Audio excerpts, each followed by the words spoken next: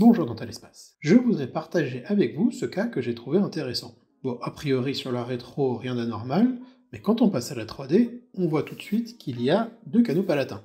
Selon les études, c'est entre 1 et 3% d'écart, donc on n'en voit pas tous les jours. Et avec associé, une belle lésion apicale.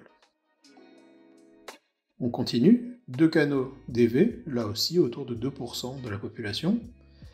Et en MV, un canal a été traité, pas le MV2 qui est bien calcifié, et il y a un cône qui a été placé dans une perforation, probablement à la recherche du MV2.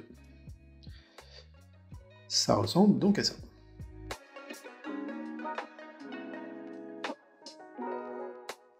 Alors, je commence par remonter l'isthme distopalatin, qui est obstrué par du ciment de scellement, avec une fraise endotraceur de chez Comet, à faible vitesse et sans eau.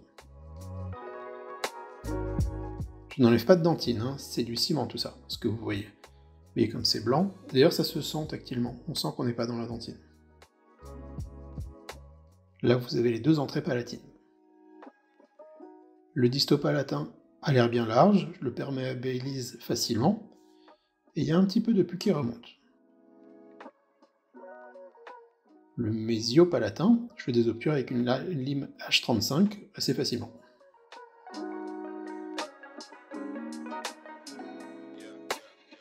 Mise en forme, elle n'est pas très compliquée, vous vous en doutez.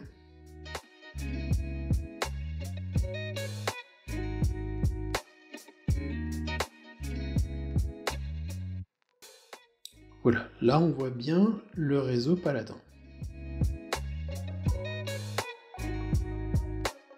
Ensuite on va passer au DV2, au réciproque, puis le DV1. Les deux canaux distovestibulaires ont une portion commune qui a été identifiée au scanner. Je continue d'enlever les petits débris avec une lime H25, et je passe l'EDI. Vous savez, c'est un instrument sonique que j'aime beaucoup, très souple, très efficace. On va pouvoir s'occuper du MV1, toujours pareil au réciproque, très efficace sur ce genre de cas en monocone.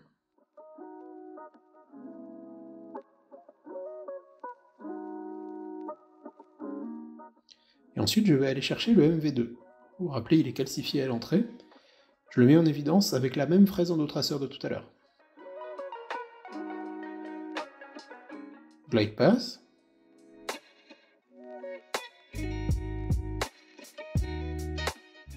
Et mise en forme.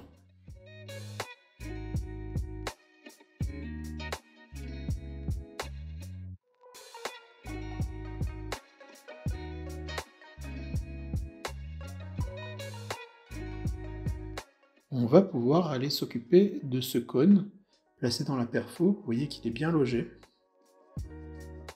Ce que je fais, c'est que je vais juste faire un pré-trou avec le réciproque pour avoir de la prise, et je vais aller visser ma lime H35.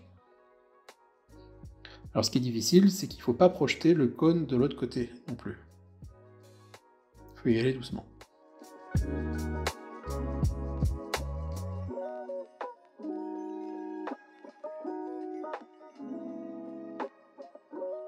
Bon, vous vous en doutez, c'est bien sûr ce qui se passe.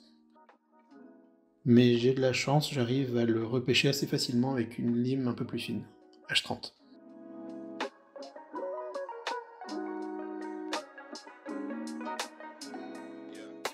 Et voilà.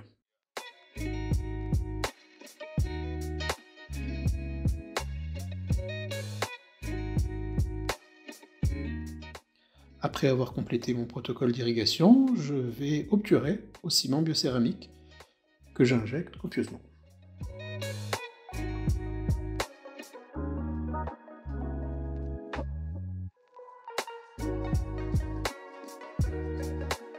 Il y a de la place pour 3 cônes, alors j'y vais. On coupe, et on tasse. Si vous n'avez pas de système B, pour couper les cônes au biocéramique, vous pouvez utiliser un ultrason sans eau, des inserts à détartrer. En DV, vous avez vu, on voit le point de communication entre les deux canaux. Pareil. puis le MV1. Je laisse saigner la perfo exprès, hein. Et le MV2. Je fais aussi exprès de laisser mes excès de ciment. J'ai mis une petite boulette de collagène résorbable dans la perfo pour empêcher le outil biocéramique de fuser partout. Et je le tasse gentiment.